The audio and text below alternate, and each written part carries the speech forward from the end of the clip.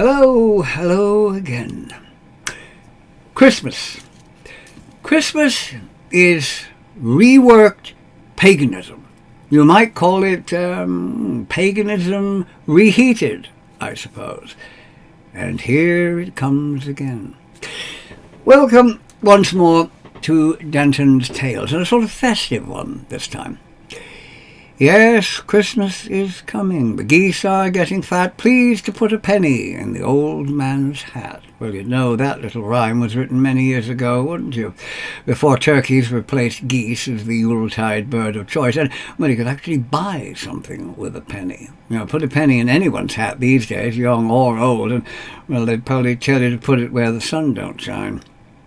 However, while at first glance it might not seem it, Christmas is very relevant to pagans because, you see, it's more pagan than Christian. In fact, it's almost entirely pagan. Yes, I kid you not. It is seen as totally Christian, while in fact its connection with Christianity is, well, marginal at best. It's really little more than borrowed paganism.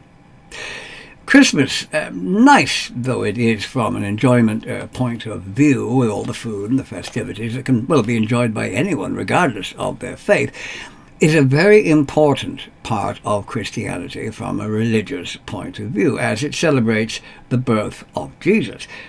Now, some question whether he was actually born at all, since there is no contemporary record of him from any source, Jewish or Roman, but that's not important in the context of this video. There is only one thing about Christmas that is actually totally Christian, and that is that it celebrates the birthday of Jesus. Yes. The problem is that it doesn't, you see, since whatever date he was or was not born on, it wasn't the 25th of December. Not by a long way. For one thing, shepherds would not have been watching their flocks by night in December, sitting there, you know, waiting for an angel to come trolling down, all flapping wings and trumpets to announce something. It's quite cold in Palestine at night during the winter.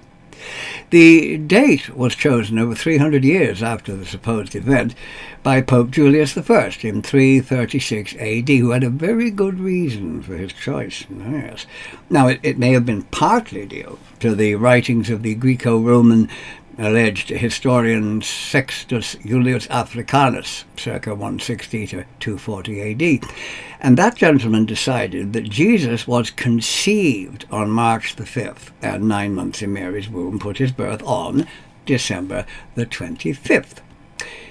Now, where he got that very intimate, personal information about Mary, well, I really don't know. I mean, one would think only Joseph, God, the angel, and of course Mary herself, would be privy to such, well, rather private things, you know, but he did. However he got it, he got it.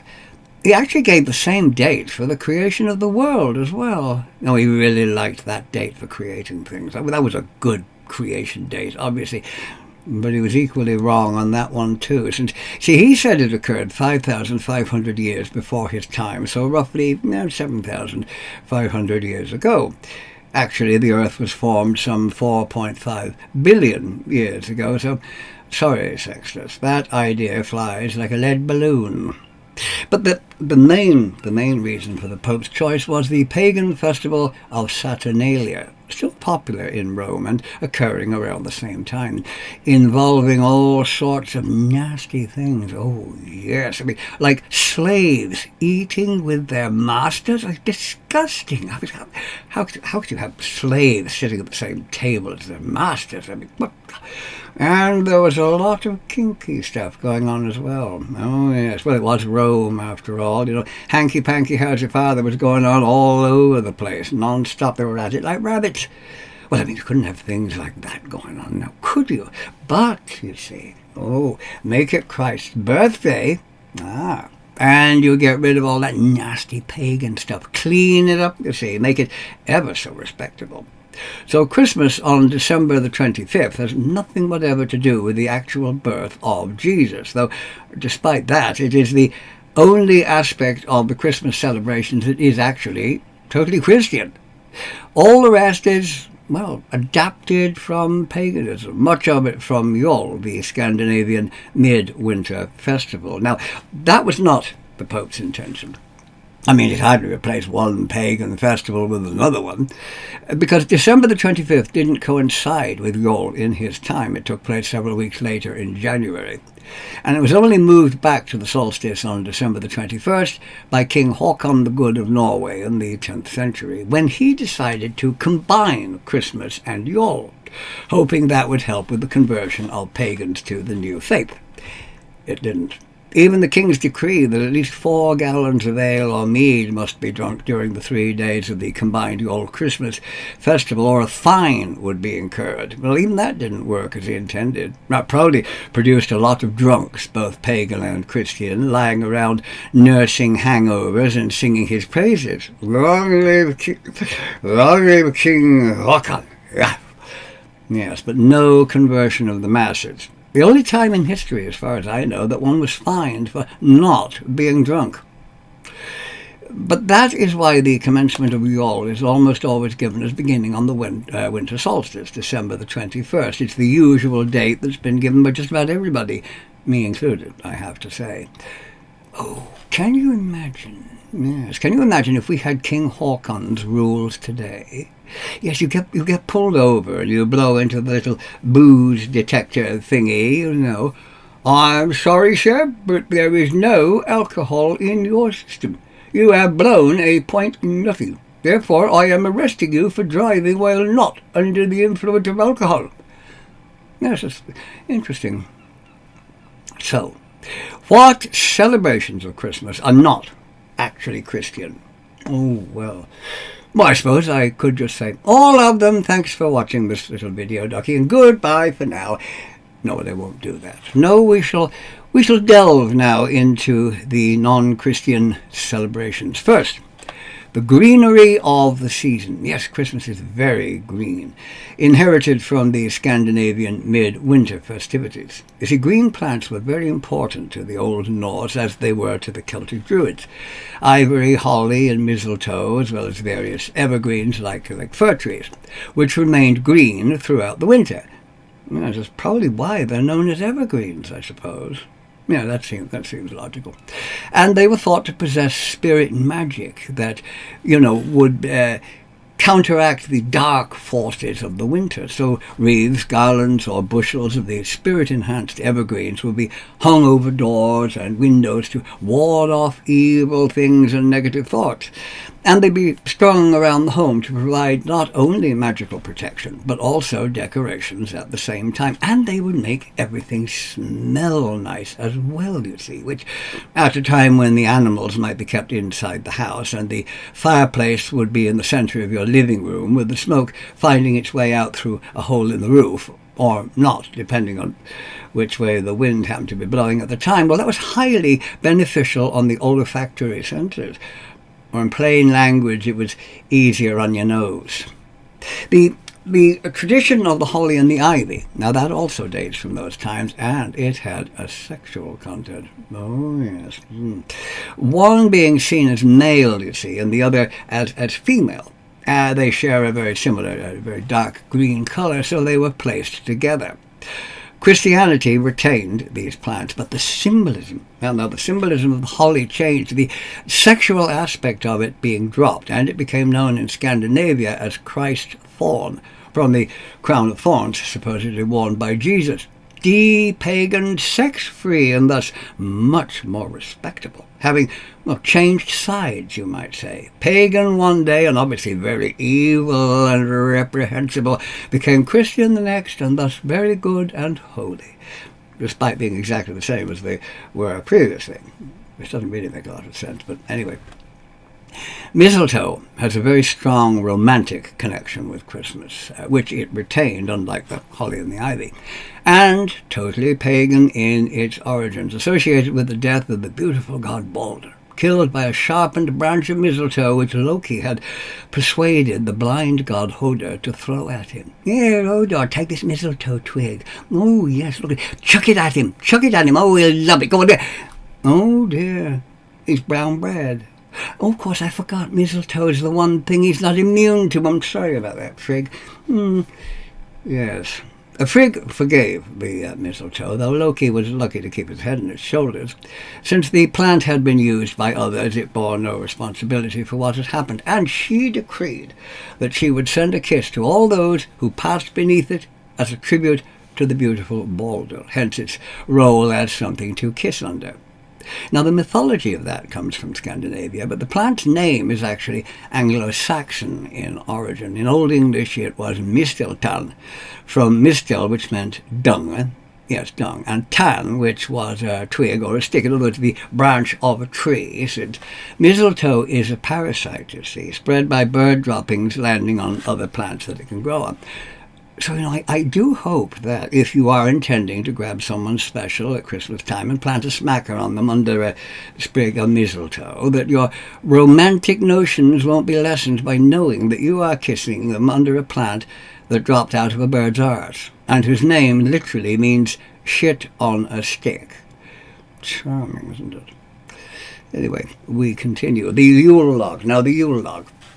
That began in Scandinavia or North German tradition as an entire tree, when a small evergreen would be cut down, its branches trimmed, and it would be brought into the house and one end put into the hearth or firebox, which in those days was usually located in the centre of the main room of the house, and the tree would be pushed into the fire a bit at a time as it burned down over the festive season. The tree, of course, possessing its own spirits, and then they would lend their protection to the home.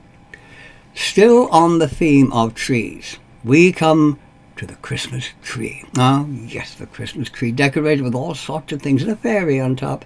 What could be more modern Christian than that? Well, the association of an evergreen tree with Christmas is actually quite recent. Christmas trees only becoming popular in England as recently as the 19th century, introduced by Queen Victoria's husband, Prince Albert of Saxe-Coburg-Gotha. Though there had been trees among the royal family as early as the reign of King George. His wife was German, you see, and of course in Germany they had trees for the winter festivities. But the Christmas tree as we know it, with all the lovely presents under it and the angel or fairy or whatever up on the top, dates from the reign of Queen Victoria. But a fir tree at midwinter was an ancient thing, and originally the tree, known as a Yule tree, was part of the Nordic celebration of the winter solstice, both as a living tree outside the house, decorated with apples and stars and food for the tree spirits, which I'm sure the local wildlife were kind enough to assist the spirits with the eating of, and as the tree brought into the home, bringing, of course, the tree spirit into the home once again, where they would bestow their blessings on the inhabitants. The trees would be decorated with various things, apples and stars, and little treats like cakes for the children, as well as the spirits to enjoy.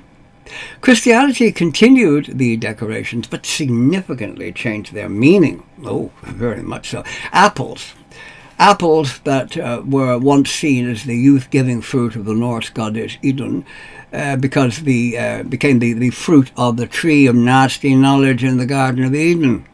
Stars became symbols of God and heaven up there, and the generally triangular shape of the trees themselves became representative of the Holy Trinity. It makes sense when you think of it, I suppose, but despite the Christianization, the tree was still a previous pagan idea. What today we would probably term rebranding. A very pagan tradition at Christmas that is still observed in Scandinavia is the Yule goat, or the Yule goat as it would have been in times past, which is a little straw figure of a goat, often bound with red ribbon, that is placed on the tree or, well, anywhere else that matter for a decoration, and that comes directly from the past. It honours Thor, who drove a chariot pulled by, yes, 2 goats. And the last sheaf of the harvest would be kept and made into the figure of a goat in hopes of, well, pleasing the god and perhaps getting him to give a nudge to a good harvest the following year. The modern goat figure, of course, has changed in representation, just a decoration. A decoration rather than homage to a god, and a gesture, of course, to his ego in order to obtain favours. But it continues the tradition dating back thousands of years. Of course, they come in various sizes. There's a couple over there. And those made by the Grunwald Company in Sweden.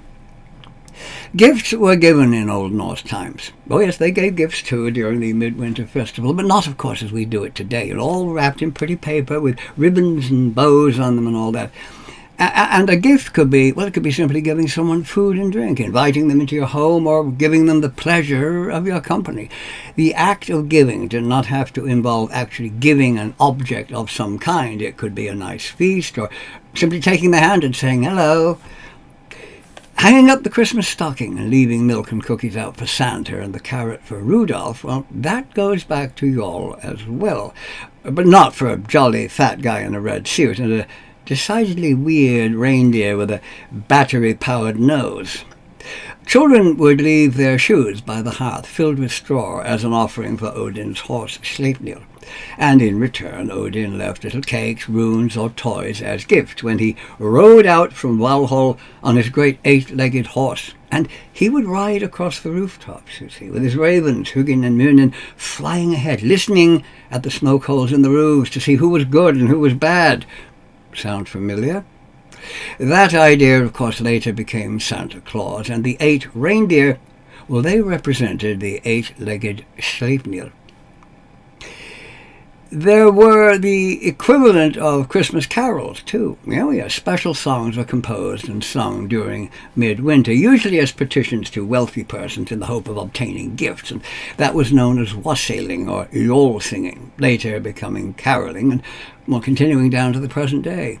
I'm sure it did get them gifts, if there were anything like so many carolers today, the wealthy giving them something just to shut them up and get rid of them.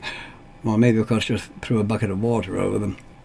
The Christmas ham, now that's another link with the Scandinavian midwinter, when it would have been boar meat, the Yule boar representing homage to the god Freyr, who was said to ride on a great golden boar named Gyllenbusti, which meant golden bristles, which had been made for him as a gift. I'm not really sure how you make a boar, but, well, however you make one, they didn't, they gave it to him. Freyr's feast day was December the 26th, which fitted in nicely with the midwinter festivities.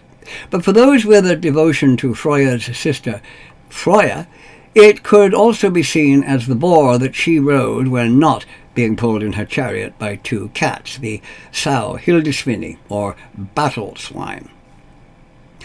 There are 3 things associated with Christmas that have no connection with the old midwinter festival, but totally non-pagan, but not Christian either from a religious point of view, in it that they have no religious significance. Nothing whatever to do with Jesus getting born somewhere at some time in some year. Firstly, there's the Christmas pudding, oh so beloved in Great Britain and around the world in the former British Empire countries. The plum pudding, as it was known.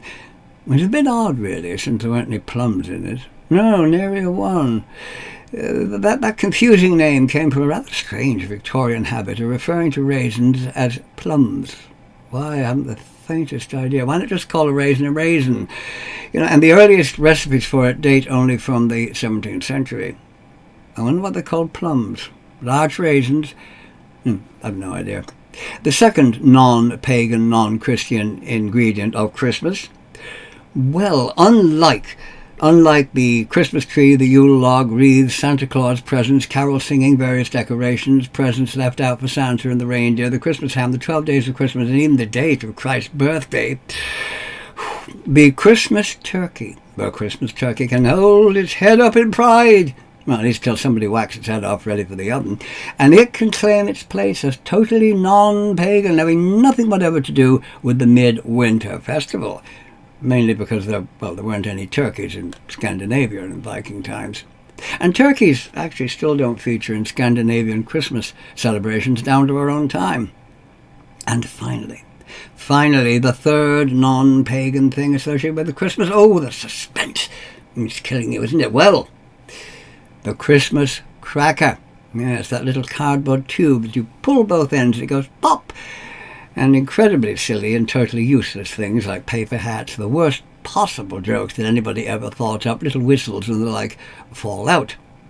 The Christmas cracker was invented in 1847 by Tom Smith, who lived from 1825 to 1869, and he was a confectionery maker selling bonbons, which were sugar-coated almonds, still sold today, of course, and he sold them in little twists of paper. Now, sales had declined a bit, and he came up with a very novel idea, what he called cracker bonbons, putting his sweets into a tube that would make a popping sound when it was pulled open. He obtained the device that made that sound from a chemist named John Brown. Now, nothing to do with Harper's Ferry and bodies mouldering in the grave and all that. And that gentleman worked for the famous Brock's firework manufacturer. The revolutionary idea of this popping thing you could pull and the bonbons would fall out, well, it caught on, and his sales just shot up. Smith's firm still exists in London today, believe it or not. Tom Smith and Company having merged with Kale Crackers in 1953, and they continue to make a range of Christmas-related products, wrapping paper, cards, and, of course, crackers. There is actually a memorial to him, a water fountain in Finsbury Square in London. Bet you didn't know that. You see, you get educated on this channel. So you see, Christmas has only a minuscule connection with anything, non-pagan, other than Jesus actually getting himself born somewhere at some date in some month during some year. I hope you've enjoyed this video. And until next time, I shall say farewell. Happy Yule, Happy Yule, Happy Midwinter Festival, and of course, seeing the time that's in it, as they say here, Happy Christmas, ho, ho, ho, ho, and all that. God, that sounds, I don't know whether that's Santa or the Jolly Green Giant. Anyway, I shall say goodbye until next time. Goodbye for now.